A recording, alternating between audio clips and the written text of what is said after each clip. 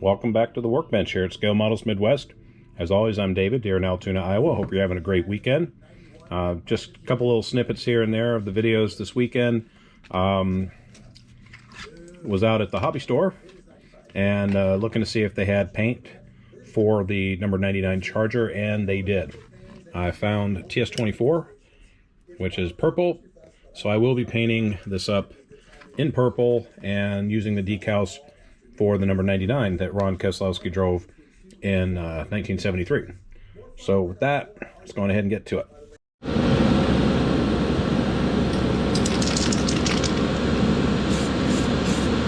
Look at this coat going on that right now, rear balance.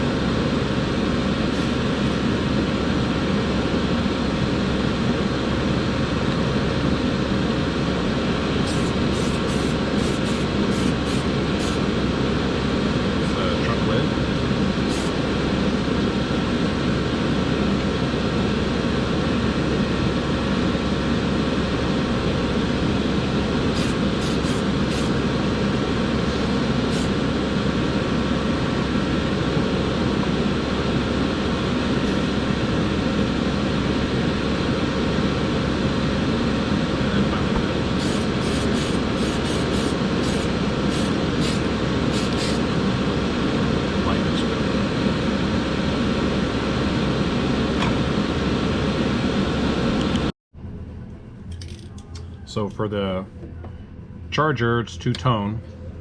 Just notice I used a lot of washi tape to cover up the body that's not supposed to be painted white. And as you can see, I had to sand it because in my excitement to want to get this purple laid down, I started to paint the body and then realized, whoops, I painted it without painting the white first. Always try and paint your light colors first, darker colors second.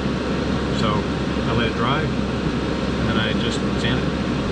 I can go back over that with a Molotov pen, clear it up. But otherwise, we're going to do a couple of coats of Tamiya TS26 Pure White,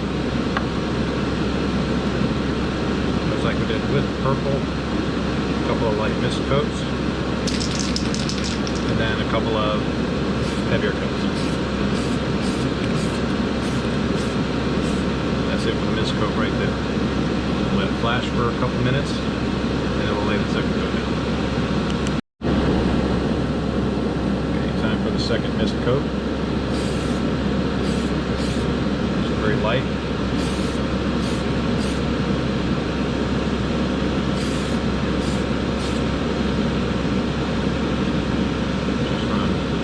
Barely getting body covered, just two light mist coats, and then I'll go with a heavier third coat, and then we'll see if I need to put a fourth coat on it. But I think I'll be able to just get by with the third coat. Okay, we're now on the third coat of the white. About 4 to 6 inches away from the body.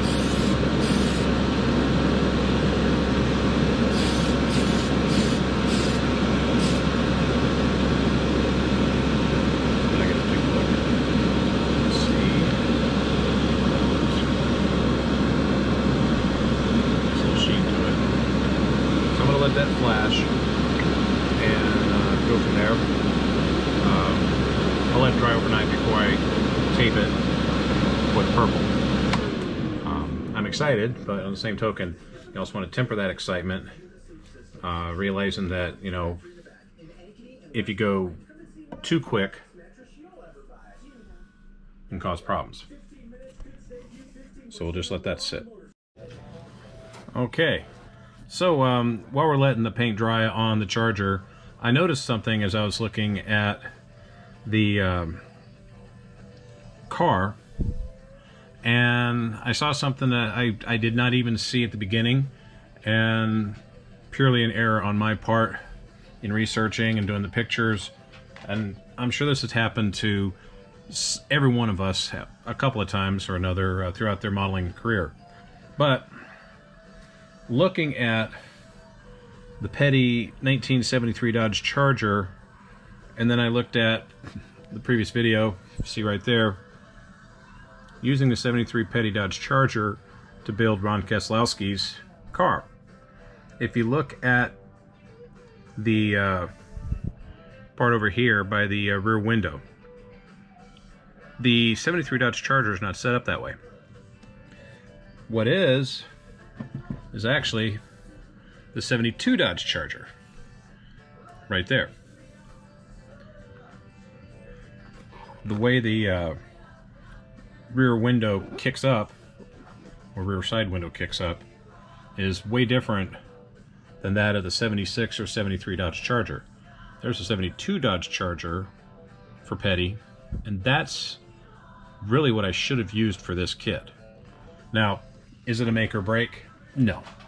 It's not going to go to a contest. It's just something that's going to take me out of my comfort zone in building with photo etch, wiring, a lot more detail than I've ever put on a kit before.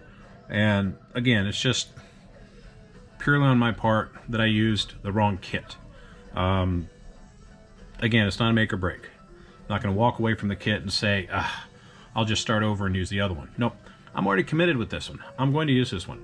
Who knows? Ron Keselowski may very well have had a 73 Dodge Charger in his arsenal during that year, but the picture shows a 72. Take a look at it, tell me if I'm wrong. But that rear side window kick up is way different than on the 73 Dodge Charger.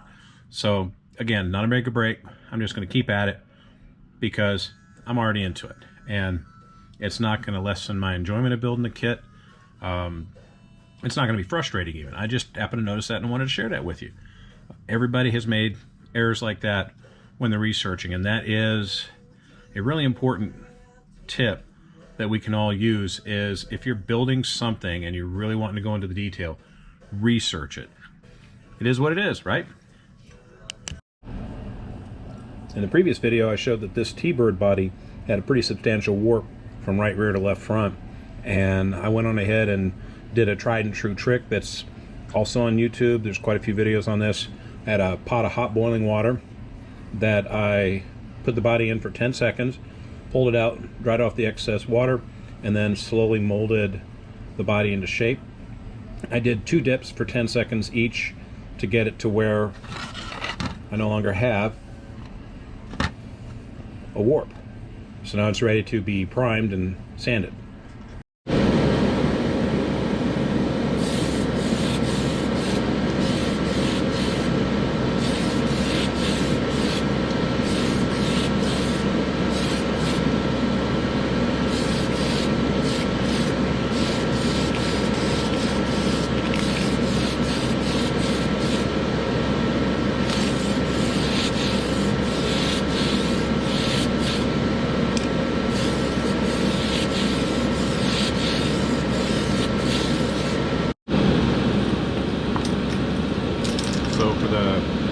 That I'm building for a friend. I'm doing the Budweiser number 11 Bill Elliott T-Bird from the early 90s. The paint that I'm going to use, it's going to be close, is the TS8 Italian Red from Tamiya. And like I've done with other kits, I'm just going to do a couple of light mist coats on top of gray primer. Just like that. Do a couple of light coats and then one heavier coat.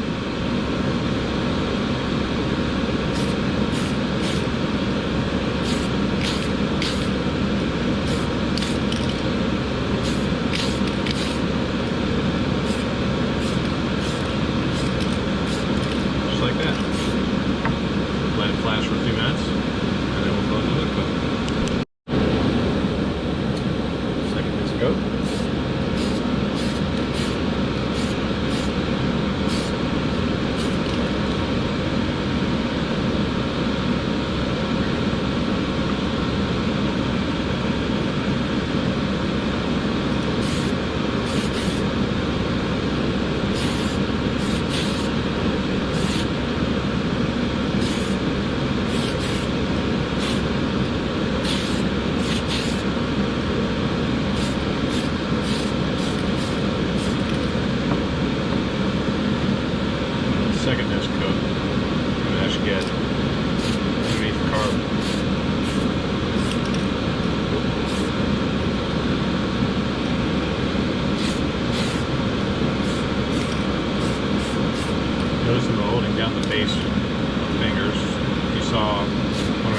videos, I inadvertently let it drop. It didn't cause any problems, but you know, it's still a little scary nonetheless. You figure you're painting it, and it drops onto like paper towel or whatever, then you've got to sand it to redo it. So we're going to let this sit for a few minutes, and then we'll give it the third coat.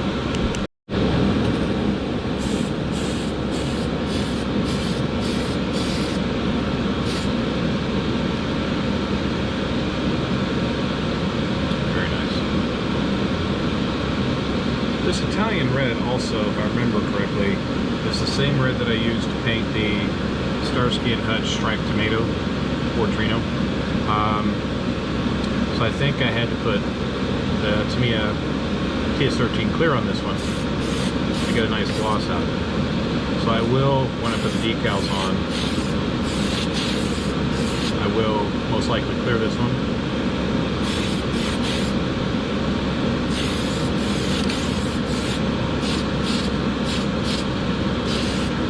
The other thing I can recommend too is, if you can afford it, these Tamiya cans are usually good for about 2, maybe 3 kits, depending on what you're painting. This one I did for, like I said, the Torino. I used it for a trailer that I built, and now this car. Now, it feels like I still have plenty of paint left, and that's fine, but if you can afford it, get a second can of paint, because you never know. You might run out of it in the middle of a kit, and then you're going to have to run out to the hobby store and get it anyway. So that's what the third heavier coat on it. That looks sharp.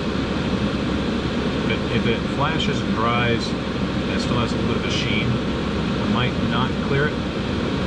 But then again, I might. Again, this is a kit for a friend of mine, and kind of a quick one too. So hope you like that. If you remember the movie Dazed and Confused, then you remember it had a lot of cool cars in the movie. One of which was a 71 Demon called the Gray Ghost. Chris sent me pictures of a model that he built, and I gotta say, this is a sharp looking car. The engine bay especially looks nice, and it brought back memories of a 73 Duster that I owned right out of high school that was nowhere near as good looking as this, and most likely nowhere near as fast. Chris, great looking pictures, great looking model. Keep building. And for those of you who would like to have videos or pictures featured on the channel, please email me. My email's in the description. Send me about 3 or 4 cool pictures, and I will get those posted and give you a shout out to share with everybody. And with that, I want to thank you very much for checking out the channel. Like, subscribe, hit the notification. As always, I want you to have a great week. Just keep building. We'll see you in the next video.